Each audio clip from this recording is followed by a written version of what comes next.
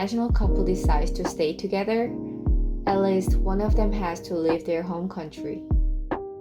In my case, I came to the US with Jeremy right after our wedding. It looks less difficult to start over in the partner's country than to do everything new by yourself, or in the country where neither of them are from.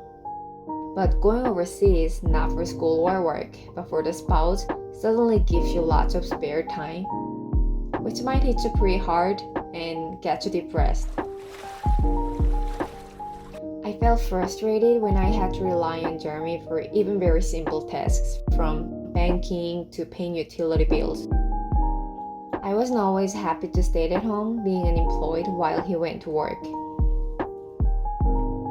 It has been already 4 years since I moved to America, where I had never visited. And today, I want to talk about my adapting to the United States. I can't not mention baking. I am usually not good at things done with hands, so I was surprised at how quickly baking became my hobby. In America, there are typical or representative desserts that you eat on major holidays, like pumpkin pie and pecan pie for fall, gingerbread cookies for Christmas. Learning baking, I can prepare desserts to bring for potluck dinners I know everybody would love. You can get all baking ingredients at any grocery stores. Why don't you start with cookies, muffins, or scones that don't require many tools and are easy to bake? They don't need to be the prettiest or have the flakiest layers. These are hard to ruin. Seeing Jeremy enjoy what I bake is one of my biggest happiness. Oh my god, it's so good. Just be normal.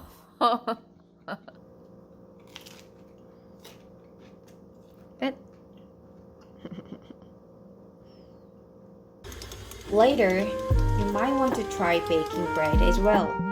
Fermentation smell of bread, the soft dough. It takes some time, but it's worth it.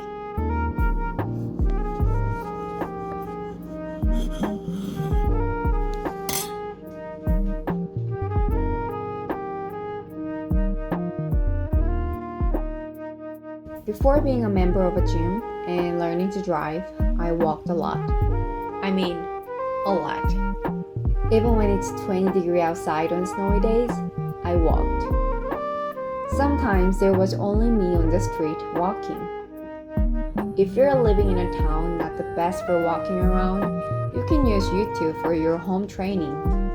Sitting on couch makes you more tired, sleepy, and depressed. Here are some channels that I love. Yoga with Adriene, Fitness Marshall, and MedFit. One thing I'm really glad to have brought to the US with me is my ebook reader. I bought some ebooks, but I used e-libraries often. Of course, some local libraries require to register offline, so before leaving Korea, you have to finish the applications. After buying an iPad, I read books with it more, mostly because I can access to various apps. I sometimes use Amazon Kindle app because it has most of ebooks in English.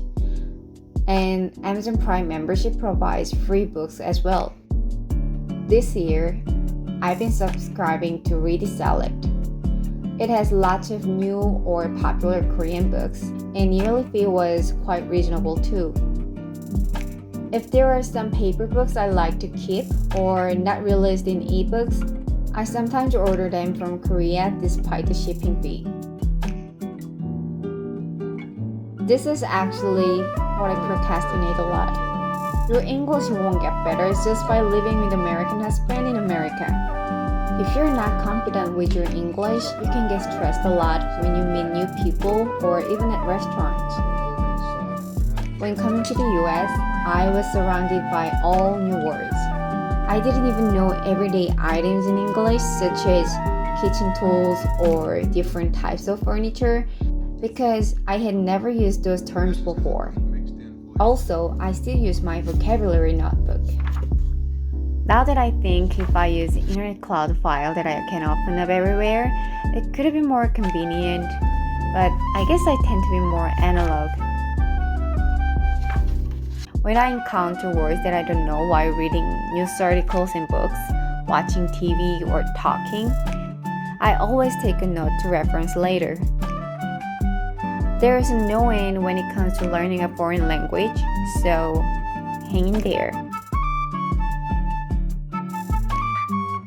Almost a year after immigration, I started my MBA. Not everyone has to go to school, but in my case, I needed to change the career field from what I had worked for in Korea, and my town was too small to find the job that I wanted.